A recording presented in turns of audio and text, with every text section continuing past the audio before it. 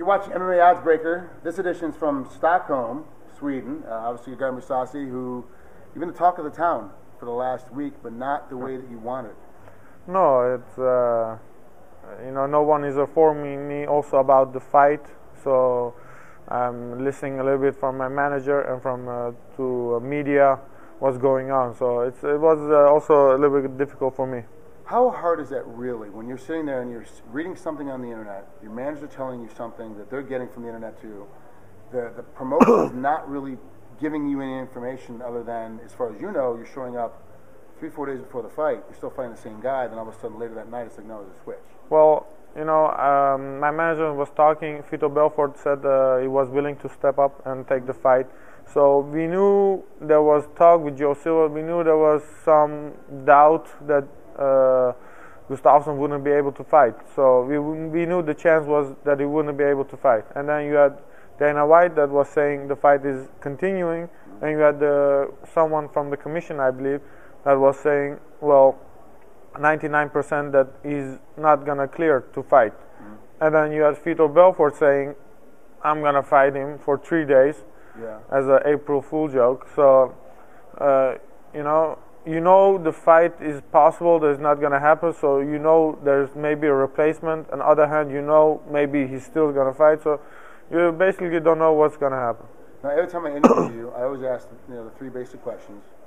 Who did you bring in specifically for your opponent to train with? How much, in the tape, break down your opponent, and tell us how you think the fight's going to go. But this one, you can't do any of those. You got thrown, at the time of this taping, he got thrown less than 48 hours ago, a different opponent, and now you're already here, and it's completely different. Yeah. Stand-up striker to wrestler brawler. Yeah, short guy, tall guy, very different. So I train more for a striker, and I wanted to take Gustafsson down myself, so I train more for taking him down. But okay, maybe I shouldn't have said it, because maybe we're gonna fight each other another time. But anyway, it's apparent. Like when you come in, we pretty much knew if I had to break down this fight, I knew what you're gonna try to learn. Yeah. He knows what you're trying to learn, but can he stop it? And as of late, no one's been able to stop anything that you've been thrown at him. Yeah. Same thing kind of in this fight. Yeah, you're not gonna be able to take him down, but I think with you emphasize a lot of wrestling, he's not gonna be able to take you down as easily either. No, because I believe. The way I'm gonna fight him, I'm not gonna be I'm gonna fight very differently. But I think I'm going in with the mentality he's gonna try to take me down also constantly. So I'm gonna be very aware of it. So it's much easier to defend something you expect than when you don't expect it. So I think I will be just fine. Have you seen any tape on him at all? Any YouTube videos? Anything? I saw one of his fights, but my head coach is coming tomorrow, and we're gonna watch with him and make a better game plan. Now, I commentated a couple of his fights, and as I have with yours, and I saw that, especially with the fight with Emmanuel Newton, Sharks fight 17, he falls apart come second round. He starts to gas out, and he really doesn't have that much energy. He's a last-minute replacement. Obviously, you're in shape. You're ready to fight. Your cardio system has to be. You're peaked for to make weight tomorrow and fight on Saturday. He was going to be drinking beer. Yeah.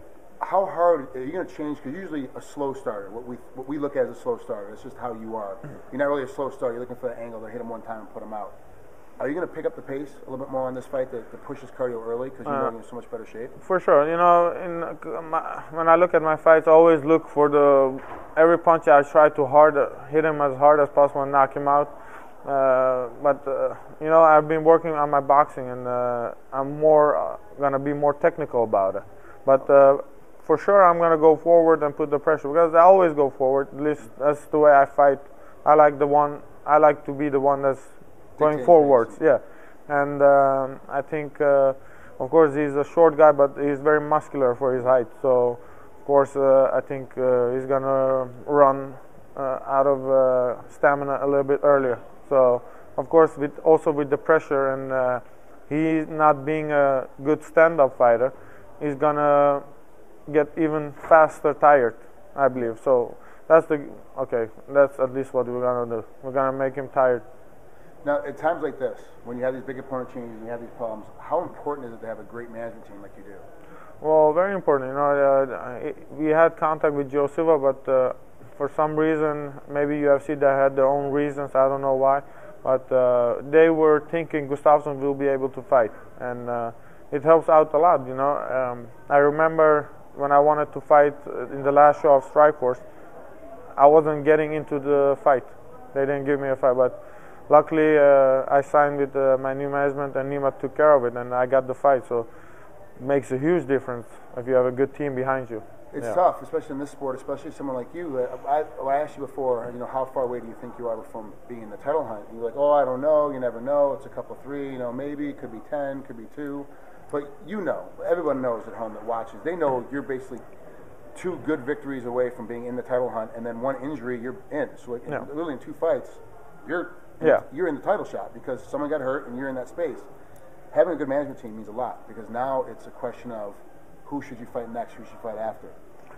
Well, Gustafsson was a fight we asked for, and he would get if he would have won from me, he would have gotten a title shot. Mm-hmm. And so would have I won from him, it may be another fight, and then I would have been a contender. So it goes very fast in this sport, and one day you're a top contender, one day you're just only fighting, and one day you're just doing interviews. And it's really that fast. Yeah, it happens overnight. Yeah, and so it was a big opportunity, this fight, and also the Strikeforce fight was important. So I took the fights and trying to capitalize on the opportunity.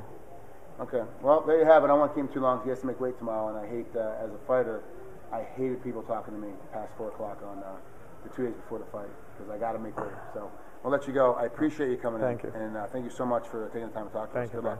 Thank you very much.